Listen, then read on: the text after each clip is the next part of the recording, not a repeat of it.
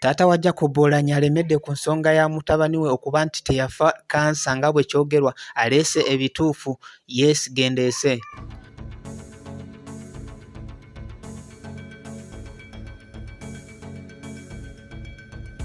Omulungi ayeekumidde ku Good Talent kyokola kya kisinga ddala okubeera ekyakabi. Of course tusiima nnyo omukwano gw'otulaga ng'oyita mu kulaba videos ezikolebwa upload wano. Kakati amawulire genkuleetedde ge abadde Speaker wa Palament oba yali Speaker wa Palament Jacob Oulanya eyatufaako oluvannyuma lw'okubeera nti gye buvuddeko emabega empewo ey'amaanyi ezze n'ebeera nga nte esitula weema oba gy'oyinza okuyita tenti ebadde ebisse ku sanduuko y'omufu oba sanduuko y'omufu mwebadde n'ebeera nga empewo ey'amaanyi ezze n'ebeera nga nte egijjawo ekiviiriddeko abantu abamu okubeera nga bakosebwa. Wabula embeera bwezze mu nteeko abantu ab'enjawulo batandise okubeera nga boogera ku bintu by'omugenzi ng'era bw'omanyi bwe kitera okukolebwa ng'omuntu agenda okuziikibwa. Then taata wa Jacob Oulanya abadde talina kubeera nga ayogera ku lunaku olwaleero gy'avudde n'abeera nga nte afuna omuzindaalo okusobola okubeera nga nte ayogerako ebintu ebikwatagana ku kufa kwa mutabani we.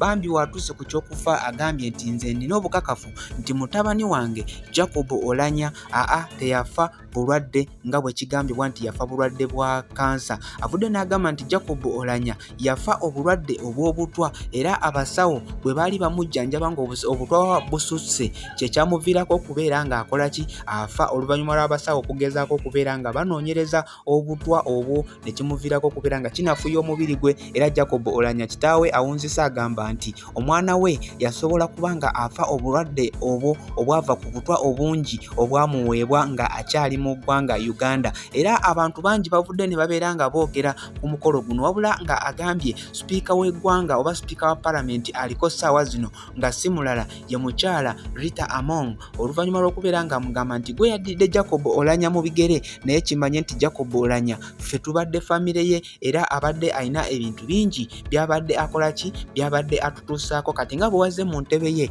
ate mwana ttu ogenda kubeera nga yes omulimu gwe gumu gw'okola kubanga ffe tetulina kyamaanyi nnyo kye tusobola kubeera nga twekolera. Era n'abeera ng'akuttidde n'omukulu ono Ssaabalamuzi ayitibwa Alphonse Winnie-Dollo okubeera nga nte akola kyamaanyi nnyo okutaasa eby'obugagga by'omwami ayitibwa Jacob Oulanya kubanga abantu bangi abatandise dde okubeera nga beewerera okuba nga babitwala. Era yoyo omukulu taata wa Jacob Oulanya Muzeeyi Nathan Okol ali mu kulumwa okw'amaanyi wamu n'okweraliikirira nti eby'obugagga bya mutabani we oluvannyuma lw'okubeera nga afa obulwadde obwo bwava ku butwa obungi bwe yalina mu mubiri kigenda kubeera nga nte kimuleetera okubeera nga ye yeeraliikirira obulamu bwe bwonna bwonna. Fonna omukwano gwange gwe gensobodde okubeera nga nkuleetera nate gwe yeekumidde ku Good Talent kyolina okumanya nti fano kye tukola okubanga tukuwaga amawulire agaba gatambula mu ggwanga. Of course abadde talina kubanga osubscribinga beera nga ate osubscribinga tweyongera okubeera nga buli kimu tukimanya w'oli era nga kikusangawo wennyini w'otudde. Fonna osigenda kubanga nsukawo okujjako okubeera nga nkusiibula.